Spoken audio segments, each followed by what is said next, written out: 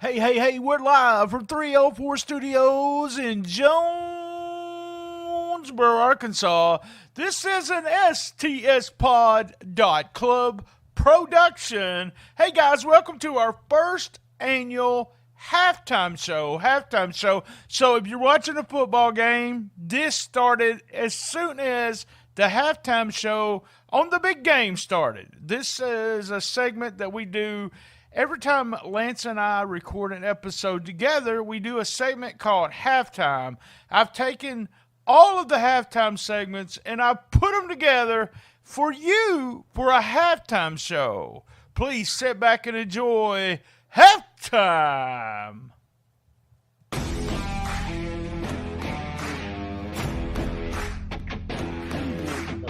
Drumstick back to this.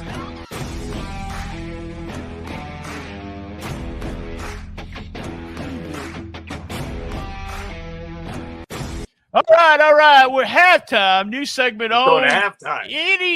Any shows we do together. Just some updates on stuff. We sometimes talk about things and then all of a sudden we don't say another word about them.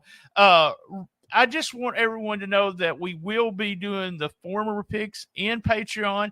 And the one thing I want to talk about was that I went to the con, the Nerd Con. Nerds Assemble was the name of it. I just called it NerdCon. I saw a lot of wrestling fans, not as many wrestling fans as and I sent you pictures of some people that were there. Great Power Ranger. That Power Ranger was top notch. Fun show, man. My middle child, so tons of stuff. We got to talk to some, Furby. We got to talk to some people. Here's who everybody mentioned that I talked to. Two people, believe it or not. Not every one of them, but the two people that were over, and the first one's not going to surprise you, Cody Rhodes. Really? I said, who's your favorite? Cody Rhodes. Who do you like? Yeah, I talked to this one guy. He said, we don't watch wrestling that much anymore, but man, I really like Cody Rhodes, and I was a big Undertaker fan. So a lot of people said Undertaker. I don't know why. He hasn't been on TV in how long, but Cody Rhodes was the name. I had a girl that I talked to for a little while, and she had some things she said that just, I don't know. I never really thought of it like that. So we're talking, and I say, what do you watch? That was one of my questions that I asked people. And she said, you know what? I watched the WWE and AEW. Yeah. And so she was a young girl and she liked Jungle Boy. Surprise, surprise. JP. I'm sorry, Bat. Yeah. But I said, why do you watch AEW? And she goes, it's just so different. Mm-hmm. Exactly what we said. It is a different, you got the different, totally different. And that's why she liked it. Mm-hmm. Something she did say that I thought was interesting also was she said the problem with AEW is it's sometimes hard to find. If you don't say you miss it and you don't record it, then you can't watch it like you can WWE. WWE's always so easy. You can go to Peacock, you can go to Hulu. And I was thinking, man, I never thought about that. And then she said, and AEW's expensive, which we've talked about the $50 price tag. Yeah. And she was like, $50 for a pay-per-view. I want to watch the pay-per-views, but she had the lowest tier that you could get on Peacock. And she, I think she said $4 or $5. Yeah, it's $5 a month. Yeah. And she said, I could watch every WWE pay-per-view for the year. For $4 or $5, and I have to pay $50 to see. So I thought that was interesting coming from just a casual fan, and they're watching both of the products. But you can see where they're having a hard time finding AEW if they miss it.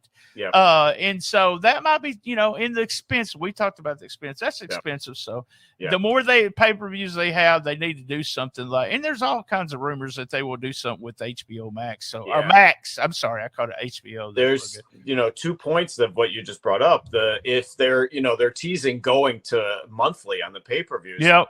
They cannot do $50 or $60 a month and do it monthly. There's no way. I will drop out. I mean, because right now I'm buying all of them that I don't go to. I mean, I'm lucky enough to be able to go to some of them in Chicago, but The ones that I can't go to, and including Wembley, I buy those, but that's because they're generally every 3 months or so. But if they go monthly, I'm not going to buy everything.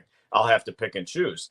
And then as far as not finding them, what I thought you were going to say that she was talking about is the fact that Rampage moves times like so frequently. Well, that too, but think of the idea: if you do not have, Right. say, you have DirecTV, right? So you're able to set your timer and you're Yep. able to record. Yep. What if you don't have a DVR? Right. And you exactly. so Rampage is all over the place. All over. You miss it. You don't. The one thing, if you do, and this is if you have cable, you can watch it on the TNT app the next day, but you have to log in with your cable. And some people may not know that, but you can log in with your cable credentials and watch it the next day. So it does come the next day, like Hulu.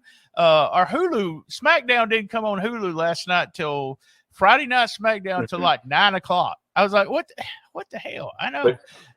But you can always go to Dave and Buster's and watch SmackDown a week later. Yeah. Well, I know. I was like, what the hell? Yeah, that was one of those things where things that fans say that we kind of get in a vacuum. I wish I had that sound effect. We kind of get in a vacuum sometimes. Me and you, and the internet wrestling community, kind of, because we don't talk to. I'm not saying this to be a bad thing. We don't talk to real fans. We do not. We haven't talked to real fans for a long time. Right. And so it's real fun. I've already signed up for March.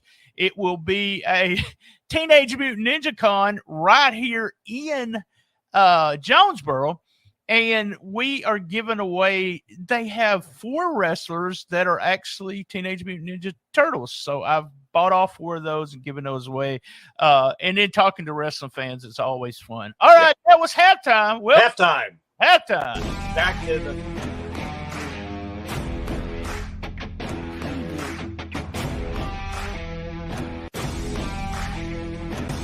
halftime. All right, ready for halftime. Hopefully we will get. We'll just keep that on the paper. Halftime.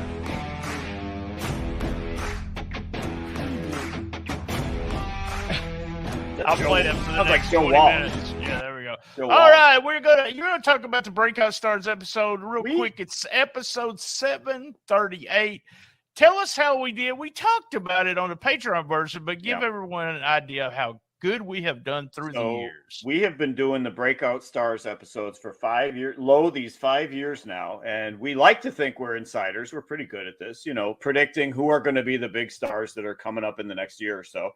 So statistically, 2022 was a very good year for us. We usually do this around summertime, like around this time, June-ish. We'll usually June, July, yeah. I don't know how we landed on doing it in June. We should probably do it just at the first. Of the year, the first year we started coming up with ideas from Cool Kids Countdowns, and then now we just keep on rolling on with it. So we started it in June 2018. But 2022 was one of our best years. We had 80% correct. So we had 8 out of 10 of our picks actually broke through and made it through the year. And so then I added up everything that we've done over the years. So we've done it for 5 years. The first year, I don't know why we did 2 separate lists. We each did our list of 10. So there were 20 selected in 2017.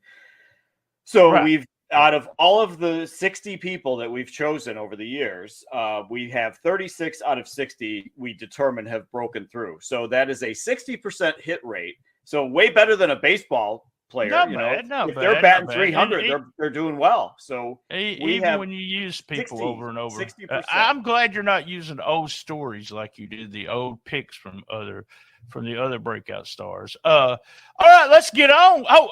We got to end here with what. Go back and listen to that Breakout Stars episode. So here we go. Halftime.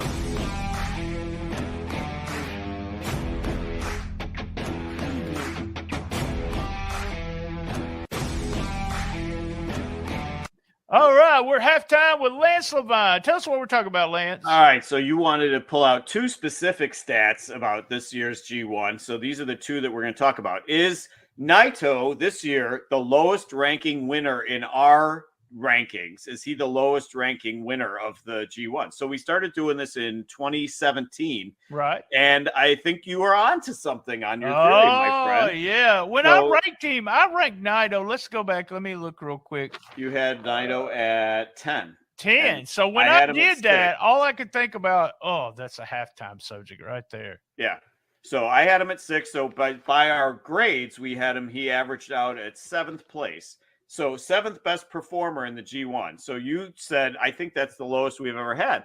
And lo and behold, you are correct, my friend. It is the lowest. So in 2017, Naito, actually, ironically, the first year we did this, Naito was the winner then. He finished 5th in our rankings. 2018 was Tanahashi, finished 6th. That was close. So Tanahashi was 6th.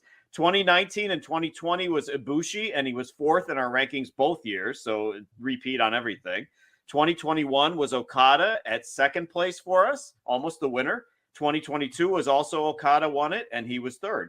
This year, Naito is 7th. So yes, the lowest ranking guy that we've had since we started doing this that won the entire G1. So good call on that theory. Yeah, I just felt like, with my ranking, I was like, wait, that don't sound right. So yeah. Thanks, man. And so, then you also looked at the 5-star matches, did you? Yeah, interesting on the winners though. Interesting that we've never had the winner as our top guy. The guy who wins right. Yeah, has never been the top guy. Okada was the closest in 2021. All right, so the 5-star matches. So I believe you were going with this was the lowest we've ever had. I thought it was. But it might be the year with COVID, but go ahead. So what's interesting, I only had my scores. I didn't have your scores. But that's what I want years. to know. So the lowest we've had was actually, there have been, for me at least personally, 5 of the 7 years we've done it, I've only had one 5-star match. And the funny thing is, you always tease me about, the stars and 6 stars and 7 stars and how many stars and everything. In 5 of the 7 years we've done this, I've only had one 5-star match each of those years. 2019 was the best year. It had 4 5-star matches or better. 2018 had 3. But otherwise, all of the years, I've only had one 5-star match. For me, this year it was ELP and Will Ospreay. That was my only 5-star. I'll have to go back and look on mine because there was way more than that. And I'm surprised you've already referenced a few, and I haven't given any 5s. Well, if it would have been the Young Bucks in it, you would have given them a 5-star or 7.5. You'd probably give it 7.5. Going back to look at the other scores of the other years, 2018, 2019 was obviously when Omega was there, and it was just there was the gold. For me that was the golden age of the G1 was 2018, 2019. I have a theory about the G1 before we get this will be part of our halftime. Mm-hmm. It really felt like, and stick with me through this, it felt like the old school way of booking a show. Now, when you booked a show, you booked the opening match, another match, sometimes a match in between that match and what we called the feature match. So you would have the intermission, go with the feature match, then do the semi-main, get you another quick intermission, and then get the main. So, and the idea, and why I say old school, was that you built it. You started with the opening match should be good, but do not try to do all of the spots and slow, a slow match, boom, boom, boom, boom.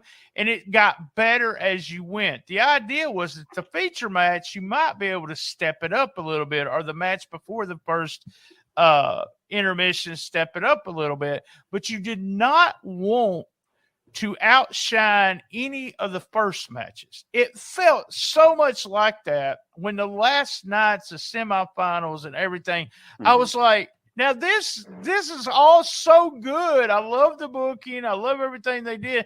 But then as we started, we didn't have, I think we went 4 nights before we even had anything over 4 stars. So that's the way, that was my theory of it. And that's the way it felt to me. Yep. So, all right, that was halftime. Here we go.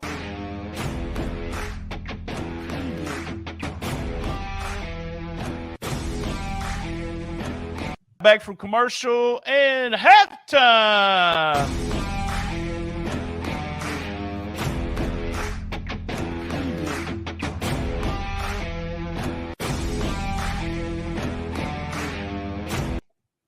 All right, halftime, our new segment where we talk about something and usually talk about something from another episode. I'm going to take a turn and we're going to talk a little bit about episode 744. That was the last episode that Lance and we did the G1, and I got some comments from some of our listeners. Shout out to David Wolf. He's a longtime friend. He recently turned 50 years old. He was a subscriber to Wrestling Right, and you're going to love this.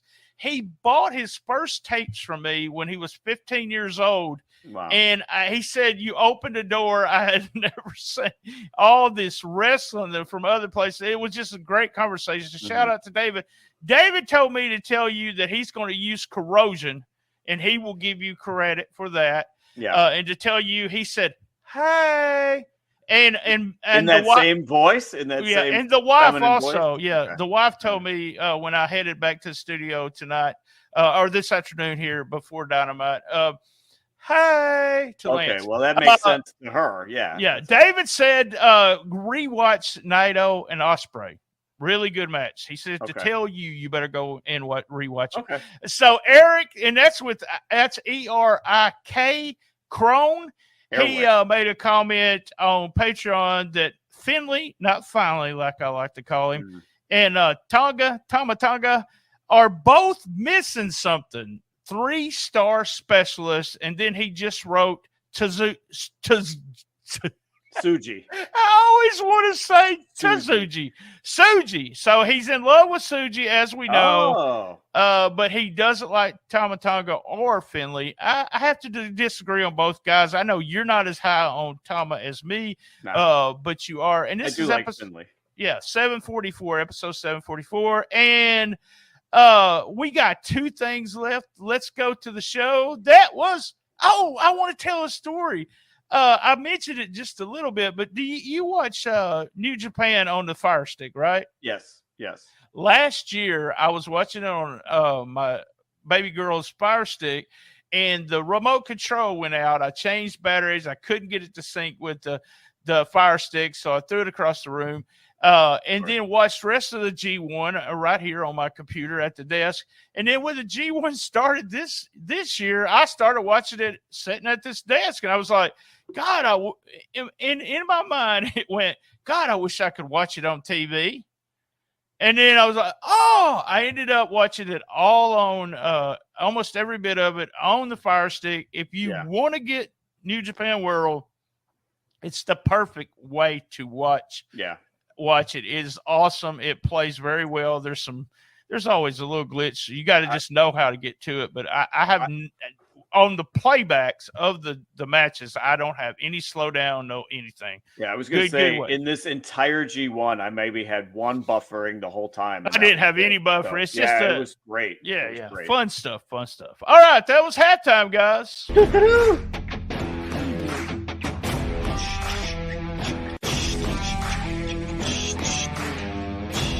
All right, here we go. Time for halftime.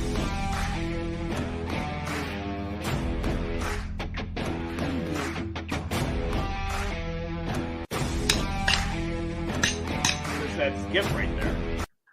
All right, halftime. I got a quick. I messaged you, said you got anything? I got something.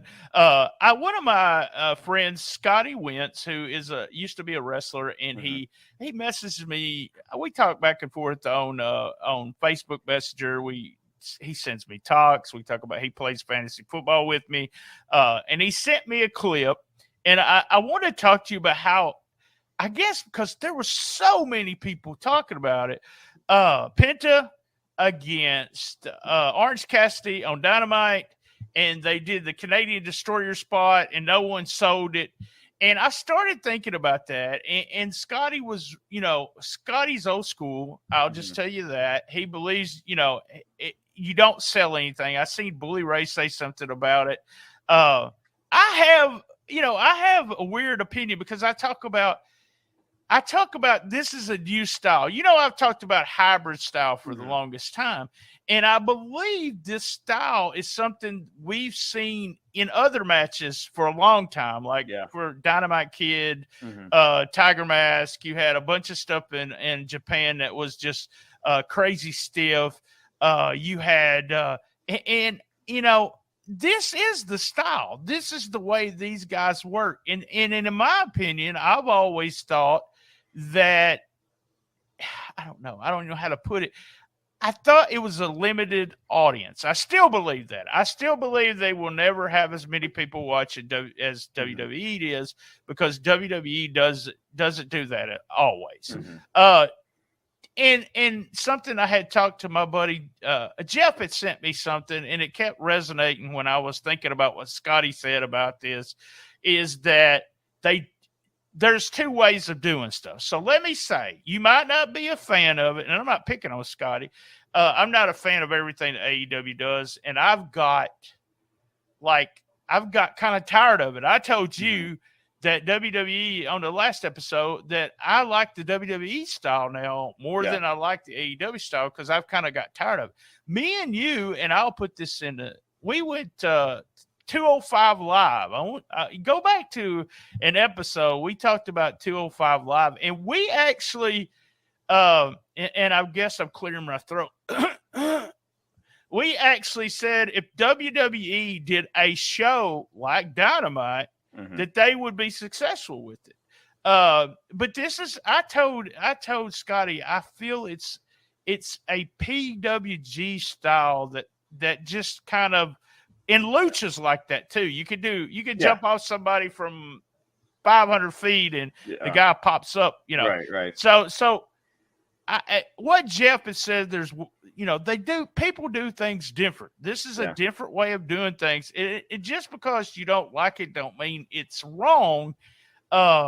It just means it's a different way. And I think that's one of the things that will continuously turn off people for AEW, because the style is so different. But what's your thoughts on not selling a movie? I think that is a function of, in 2023, the short attention span of a lot of, just in general, let alone wrestling fans. I think it's a short attention span thing. They don't want to watch the selling. They just want to see move after move after move. So I think that could be part of it. And I think you're right. I think a lot of that came from PWG, like infiltrating the indies. And then obviously AEW is basically a great big indie, essentially, with a lot more money behind it. So it's fine.